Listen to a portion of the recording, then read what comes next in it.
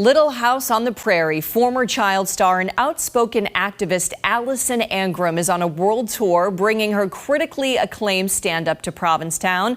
The tour kicked off last week, and if you missed it, there is still time to see her in person on Tuesday night.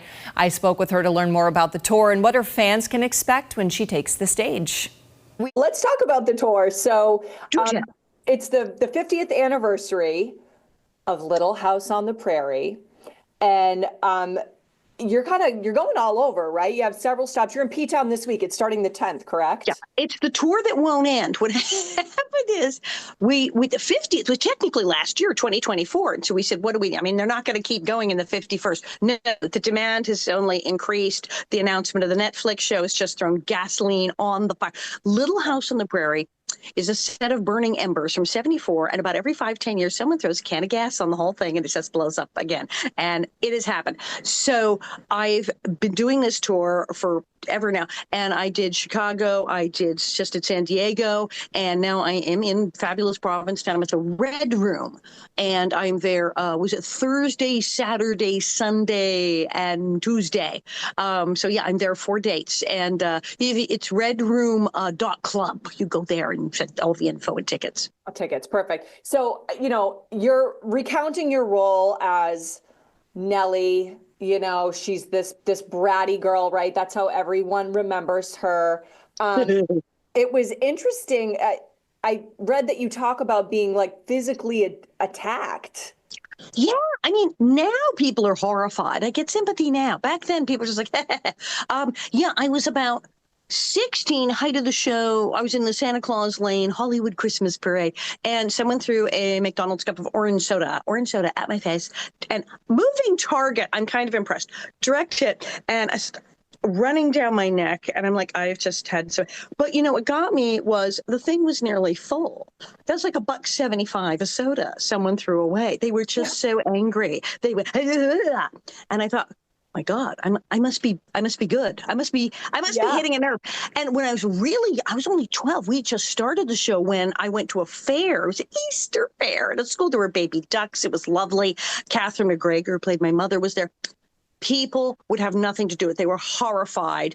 Children cried when they saw her in costume, and 2 little girls came running up behind me and kicked me in the butt and knocked me down. And I was like, okay, so that's going to be. But I guess I grew up in a family of actors. I knew I was in show business since I was 5. Don't worry. I knew it wasn't real. And I thought, they're not attacking me, they're attacking her. And I thought, what did I do?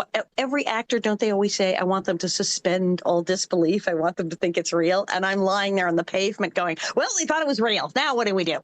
And it's so, you know what, you talk about, you came from a family of actors, and so you kind of had experience with that. But I still imagine as a young girl that must have been pretty hard for you to get that level of hatred. Well, you know, and don't people go into show business? Don't they say they go into show business to be liked? I want people to love me. It didn't quite work out yet for me. Yeah. But I liked villains. Growing up, I did love villains. I thought Captain Hook was just the bomb when I was a little kid. Watched Peter Pan. I was like, yes. I liked villains. I thought they were cool. And I thought, well, I'm playing the villain. This is exciting. What fun. This is going to be fun. This is a hoot.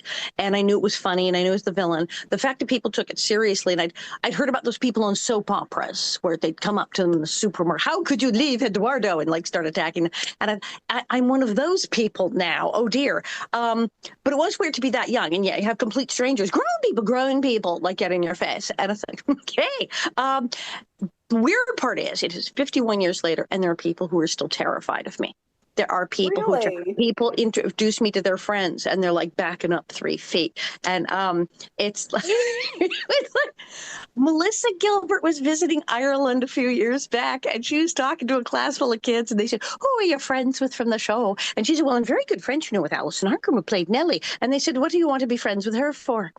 And people still have this in their heads, and they're still. I have people who still are genuinely intimidated and frightened by me, and I think that's the funniest thing in the world. It is funny. I'm like not intimidating. 50 years later, you can laugh about it. What do you think it is about Nellie that has that effect on people and has all these years later really resonated like that? Well, Little House, as we've seen, to our amazement, 51 years later, it's on, it's in 140 countries. It's streaming continuously. There's a channel that runs nothing but Little House on the Prairie 24 hours a day now. It's like, so it strikes an emotional nerve. It's a very emotional show. And people who watch Little House on the Prairie and love it react totally emotionally. It's not a show you do watch with your brain, you watch with your heart. And people go, this is my family. Yes, this is my sister Laura. This is my mom Caroline, my dad Bob. They are into it. Yeah. So when they see me, every school bully that ever hurt them, that ever made them feel bad, that ever mocked them, suddenly comes up in their sense memory. They see me and they go, it's her, it's that girl at school who ruined my life. And they just, the rage boils up. So when they see Laura get one on me and they see me get knocked down, they see me go down the hill in that wheelchair, they see me go into the pond, they're like, yes, yes, yes. And they feel vindicated. They feel that justice has finally been served. And I get it. I love it. I was totally bullied as a kid too. So I totally 100% get it. Yeah. But it's an emotional reaction. And all of us on Little House did such an amazing job that people are still having these feelings. I go to these events with our Dean Butler, who's Almanzo. Grown women who grew up the show come up to his table and they're like, you were my imaginary boyfriend. And he's like blushing and embarrassed completely. And they're just like, they're still in love with him. They're still in love with him 51 years later. Yeah. What has been the most enjoyable or your favorite part of doing this tour? And I'm curious if in any way it's been kind of therapeutic for you. I don't know, to be like, yeah, I know I was the person that everyone hated. And like, I'm laughing about it. It's true. When I started this show, which of course led to the book, it was so crazy. People do a book and then a show. I did a show and then a book. So it's very strange. I do things like that. I'm talking about it, and it's funny. I tell funny stories from my life and my crazy my dad managed Liberace and my mother was Casper the Friendly Ghost. Yeah. It's, wonderfully wacky. But yes, I talk about, yes, I know that you hate me. Did you think I'm a bitch? I know this is what people call me, and yes, we're all in on the joke. It's fine. Yes, and people did throw things at me, and I don't even care. Fine, have it that way. Yes, it is therapeutic to just, and they love it too because like, oh, good, she knows. It's not a secret from her, and we get on the same page, and I get to direct contact with my fans. I get to meet everybody. And after the show, I sign autographs.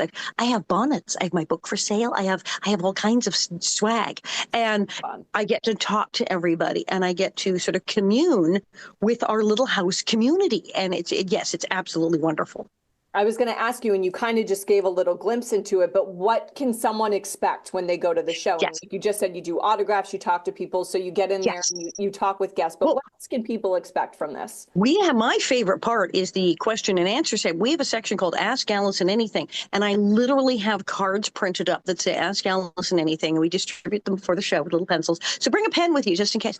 And we have people write down their questions and pass them, and I don't even read them before the show. I go out and start flipping through, and then I answer as many of them as I physically can in the time allotted. And it's hysterical, the things people ask. We have a great time. I answer people's questions. We have dirt on everything, behind the scenes stories. I have all kinds of stories about like things most actresses would be embarrassed by, like my rather questionable appearance on Fantasy Island, my ill-fated Christmas episode of Dance Fever, the kind of TV appearances people hope get scrubbed from the internet. I put them up on the screen and discuss them at length. I said my mother was a cartoon. She was Casper. She was Gumby. She was Sweet Polly Purebred. She was Davy. And we have cartoons. We talk about my mom. We talk about Liberace.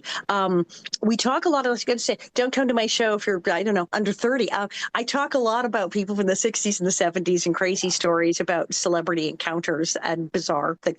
How I've never really dated anyone famous because I've only been hit on by bad celebrities. Sad. I have wacky stories and behind the scenes stuff. I have dirt. I talk about the new Netflix show. Do I have dirt? I might have dirt. You should come. And then afterwards we hang out, and indeed I have my photos. I have the book. I have bonnets. I have aprons. Of all t-shirts. You name it, I got it. You got it. It sounds like so much fun. So again, you're going to be at the Red Room in Provincetown July 10th to the 15th, and go to Red Room to get tickets. Allison, thanks so much for chatting Thank with you. us. It sounds like Thank such a you fun so show. much for having me. It is so much fun here. Yes, P-Town is a blast. I'm going to everybody else. It's great because I'm every other night, so I'm going to everybody else's show while I'm here. Yeah, and you get a break to go explore Provincetown, so that's Right. really fun And too. I know all the other acts. They're all friends of mine. They're like, oh my God, wait, you can come to my show this year? I'm like, yeah, we're going to go to each other's shows. So it's great. It's great. It's great. Oh my goodness. Well, enjoy your time on the Ciao. Cape, and best of luck. All right. Thank you. Thank you so much. Thank you.